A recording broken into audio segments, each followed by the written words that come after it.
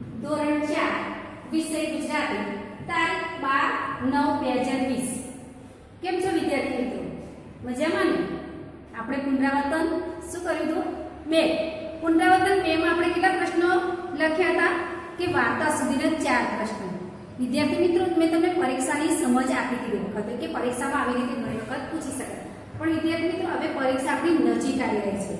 તમને પરીક્ષામાં તમારા 30 ગુણ મૌખિકના રહેશે, જે આપણે વિકલ્પો જેવા કેવા પૂછીએ છીએ એ ટાઈપના મૌખિક પરીક્ષા રહેશે 30 ગુણની.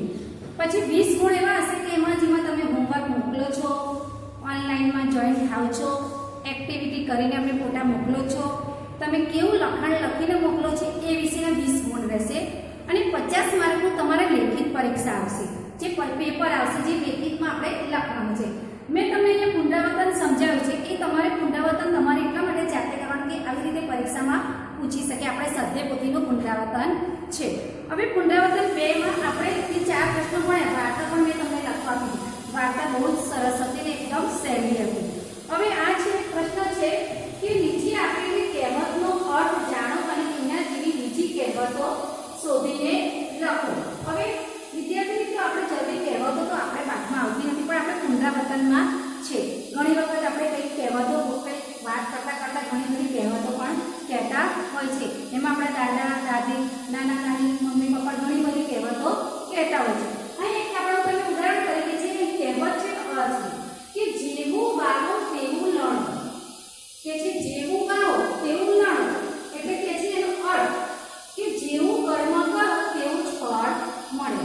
તમે જેવું કર્મ કરશો તેવું તમને ફળ મળશે. કે તમે ખેતરમાં જેવા વિવાયા હશે, સારું કર્યું હશે, બિયારણ નાખ્યું હશે તો તમને સારો પાક મળશે. પણ જો તમે સારું બિયારણ નહીં નાખ્યું તો તમને સારો પાક મળે ના મળે. એટલે તમે જેવું કામ કરશો તેવું તમને ફળ મળશે. કે તમે ઘણી વખત આપણે પરીક્ષામાં જો પરીક્ષામાં આવે પેપરમાં તમે સારા અક્ષરે લખો તો તમને વધારે માર્ક્સ આવી શકે. પણ જો તમે અક્ષર જ ના વંચાય મેડમને તો મેડમ માર્ક્સ મૂકે એટલે ના મૂકે તો તમારે એમાં માર્ક્સ કપાઈ જાય. એટલે કહે છે ને કે જેવું કર્મ કરો તેવું જ ફળ મળે, કે તમે જેવું કામ કરશો તેવું જ ફળ મળશે. અને એમાં પછી આપણે બીજી 4 કહેવતો લખવાની, ખાલી તમારે કહેવત લખવાની છે, અર્થ તો એનો સમજવાનો જ છે. બીજી એક છે હું અહીં લખું એક જાજા હાથ રળિયામણ. જાજા હાથ રળિયામણ કહેવત છે કે જાજા હાથ રળિયામણ. તમે એક હાથે તાળી પાડશો તો પડશે ના પડે, 2 હાથે પડે. હવે સાવરણી આપણે તમે જોજો, એક સાવરણી એક પીંછીથી કચરો વાળી શકે ના વાળી શકે. કેમ કે કેટલી બધી આપણે પીંછી એના ભેગી કરીએ ત્યારે એક સાવરણી બને તો કચરો વાળી શકે. આપણે ઘરમાં કશું પ્રસંગ હોય તો એક જણથી થઈ શકે ના થઈ શકે. કે બહુ બધા ભેગા થાય તો બધું કામ ફટાફટ થઈ જાય છે. એટલે આપણે ક્લાસમાં પણ પ્રવૃત્તિ કરતા હોય, કશું કરતા હોય તો આપણે એકબીજાને કઈ મદદ કરીને બધા ભેગા મળીને કામ કરીએ છીએ તો ફટાફટ થઈ જાય છે. એટલે કે છે જાજા હાથ રળિયામણ. વધારે હાથમાં બધા ભેગા મળીને કામ કરીએ, સંપીને કામ કરીએ તો આપણને જલ્દીથી કામ થઈ જાય છે. બીજું છે કે જાજી કીડીઓ સાપને તાણે. જાજી કીડીઓ સાપને તાણે. જાજી કીડીઓ સાપને તાણે. તમે કીડીઓ તો જોઈ હશે બરોબર. કીડીઓને તમે જોજો બધી જ કીડીઓ ભેગી થાય છે ત્યારે એકબીજા કીડીઓમાં સંપ ઘણો હોય છે બરોબર. મંકોડામાં હોય ના હોય પણ કીડીઓમાં બહુ સંપ હોય. તમે કીડીઓ તમે સામે જતી હોય ને તો એકબીજાને મળીને જ જાય. હવે બહુ આમ એક કીડીથી સાપ તાણી શકે, મરેલો સાપ હોય કે જીવ તાણી શકાય ના, પણ બહુ બધી કીડીઓ હોય તો કે છે ને સાપને કેવી તાણી શકે. એટલે આપણે જેમ બહુ બધા ભેગા મળીને કામ કરીએ તો કેવું કામ થઈ જાય છે એવી રીતે. એટલે કહે છે કે જાજી કીડીઓ સાપને તાણે.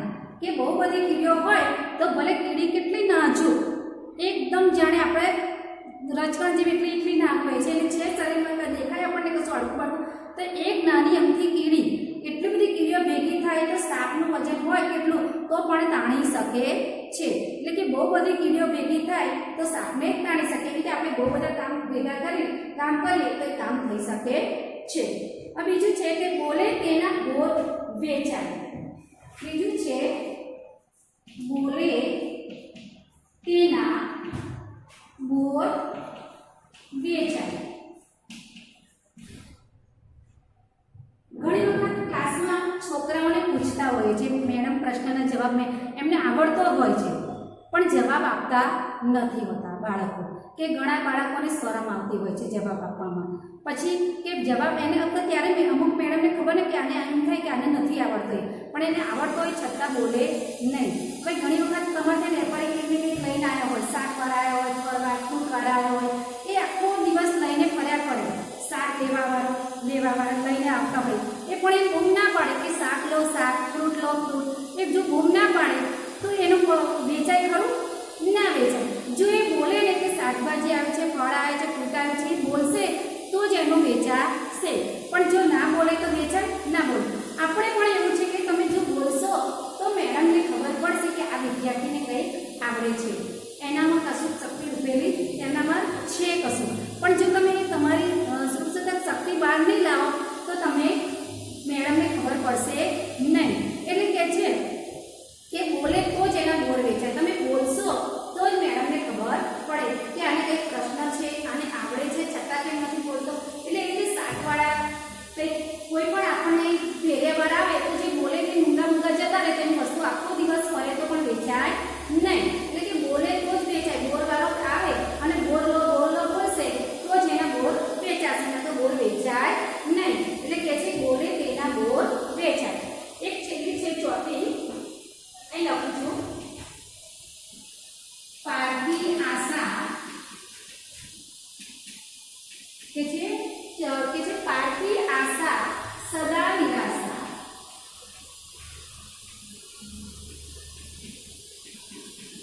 પારકી આશા સદા નિરાશા એટલે પારકી આશ સદા નિરાશા કે પારકી આશા તમે અત્યારે ઘણી વખત હોમવર્ક નથી મોકલતા અને મમ્મી તમારું લખીને મોકલે છે હોમવર્ક બરાબર ને ઘણી વખત ઘણા વિદ્યાર્થીઓને એના મમ્મી પપ્પાએ લખીને મોકલતા હોય છે કેમ કે તમે એમની ઉપર આશા રાખો છો પણ આપણે હંમેશા આપણું કામ આપણે જ કરવું જોઈએ તમે અત્યારે તમારા મમ્મી પપ્પા જોડે કંઈક હોમવર્ક કરાવશો કંઈક કામ કરાવશો પણ જ્યારે તમારી પરીક્ષા આવશે ત્યારે મમ્મી પપ્પા પેપર લખવા આવવાના છે નથી આવવાના કેમ કે તમારે જાતે જ લખવાનું છે પછી તે વખત તમને આવડશે નહીં એટલે આપણે કોઈ દિવસ કોઈની પર આશા રાખવાની નહીં આપણું કામ આપણે જાતે જ કરવાનું અને જો તમે જેટલું તમારું કામ તમે જાતે કરશો એટલો તમને સંતોષ લાગશે તમે મોટા થઈને અત્યારે ઘણા બધા મોટા છોકરા હોય છે એક મા બાપને મોટા છોકરા થાય એટલે કમાતા પણ થઈ જાય જ્યારે પોતે કમાય છે ને ત્યારે એમને ઘણો આનંદ હોય છે કે હું આટલા પૈસા લાવીને મેં મહેનત મજૂરી કરીને કમાઈને આટલા પૈસા ભેગા કર્યા એવી રીતે તમે બાળકો જે નાના છો એટલે અમે આશા રાખીએ છીએ કે તમે તમારી જાતે જ તમારું કામ કરતા અત્યારથી શીખો તમે કોઈના ઉપર આશા રાખવાની નહીં એટલે પારકી આશા સદા નિરાશા તમે કોઈની પર આશા ક્લાસમાં ઘણી વખત ઘણા વિદ્યાર્થીઓ છે ને જાણી પેન પેન્સિલ રબર નહીં લાવતા કે બાજુવાળો આપશે ને તમને બાજુવાળો એક દિવસ આપશે 2 દિવસ આપશે રોજ તો આપશે નહીં એટલે કે આપણે જાતે જે વસ્તુ લઈને આવો તો બાજુવાળો ઘણી વખત તમે બીમાર થયો તો લખી આપે તો તમને એક દિવસ લખી આપશે 2 દિવસ લખી રોજ લખી આપશે નહીં પણ તમે પછી એના ઉપર આશા રાખો કે આ મને લખી આપશે તો એવું આશા આપણે રખાય નહીં એની કરતાં જો તમે એને જેવા તેવા અક્ષરે તમને લખી આપે તો તમને અક્ષર ગમશે ના ગમે એટલે કે આપણું કામ આપણે જાતે જ કરવું જોઈએ જો વિદ્યાર્થીઓ તમારે ખાલી આમાં શું છે આ સ્વાધ્યાય પોથીમાં જ લખવાનું છે ફક્ત કહેવત જ લખવાની છે અર્થ તો તમારે એનો સમજવાનો જ છે અર્થ લખવાની જરૂર નથી અર્થ ખાલી સમજવાનો છે એટલે મેં તમને અહીંયા આનું શું છે આ કહેવત એટલી તમને લખીને બતાવી છે તમારે 4 કહેવત લખી 4 થી તમે વધારે લખી શકો તો વાંધો નહીં પણ અર્થ ખાલી સમજાવો આગળનો તમને પ્રશ્ન સમજાવો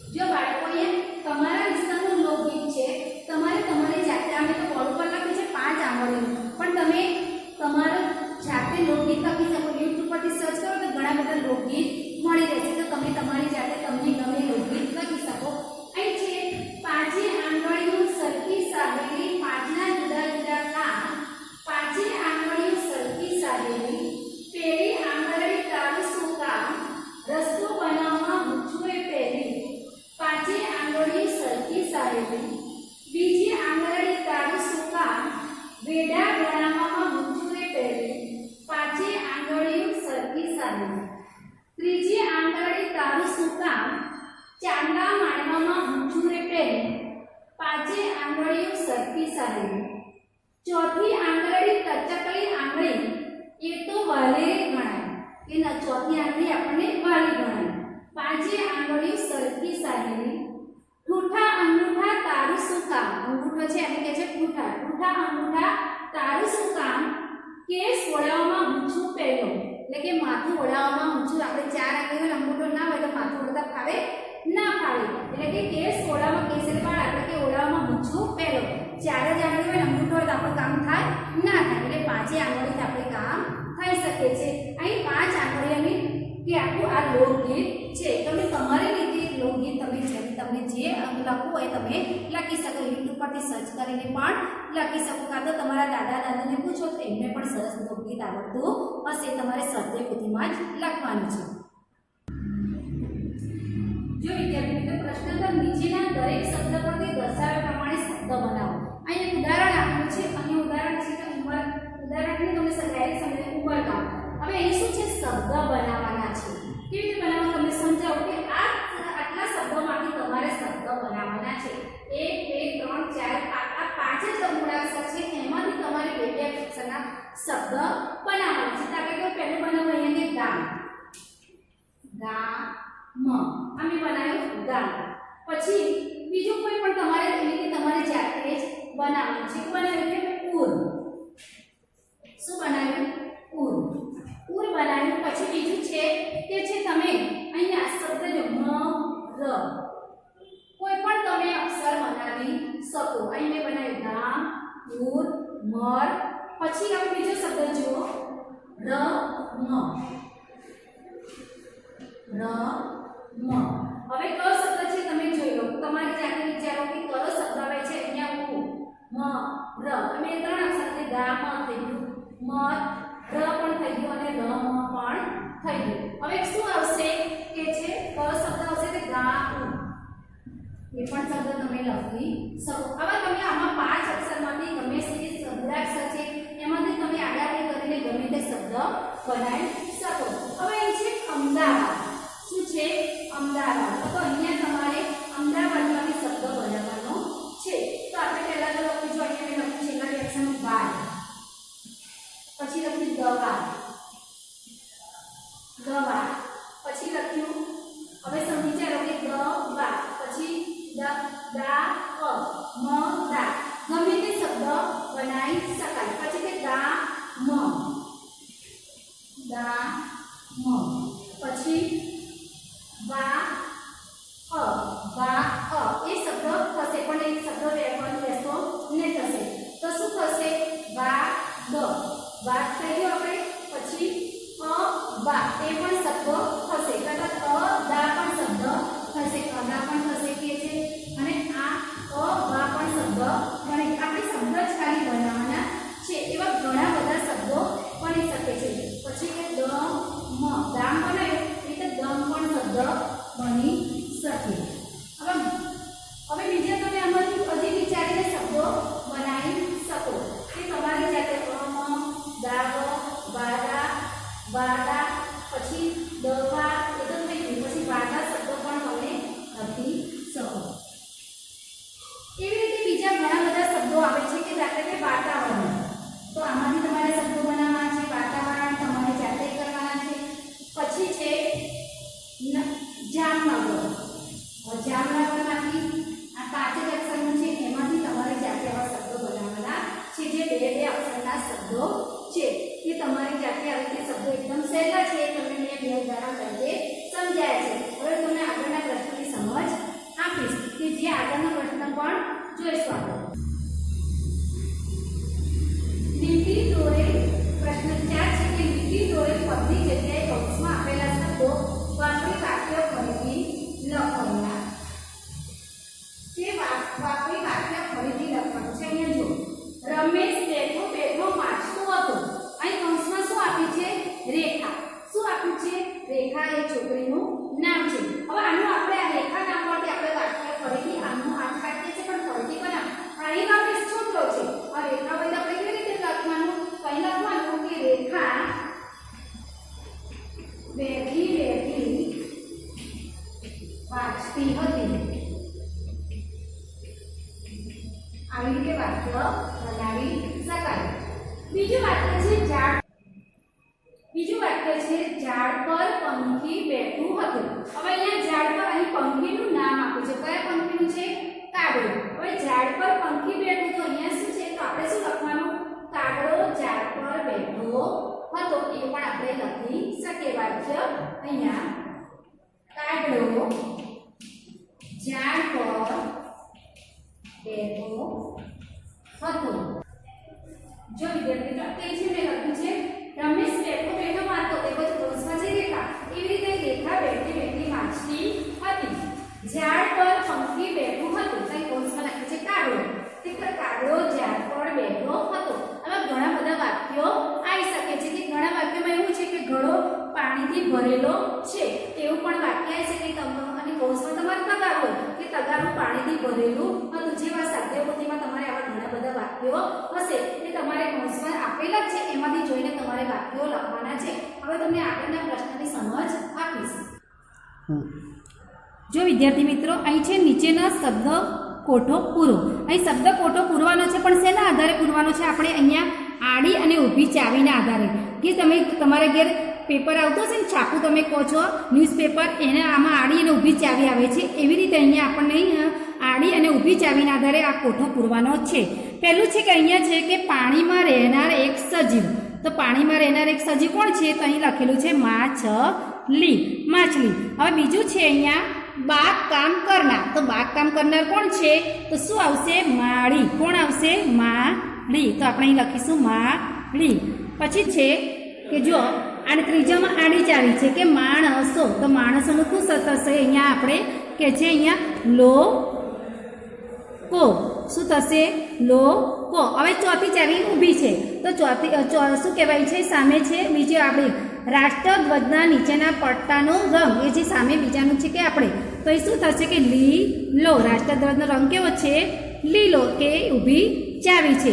હવે શંકર પાર્વતીના પુત્રનું નામ. શંકર પાર્વતીના પુત્રનું નામ. તો આપણે અહીં લખીશું કે ગણપતિ. શું લખી છે? પાંચમું આડું છે તો અહીં લખીશું ગણપતિ. હવે બીજું અહીં છે દાંતણ બ્રશ કર્યા પછી પાણીથી મોં ધોવાની ક્રિયા.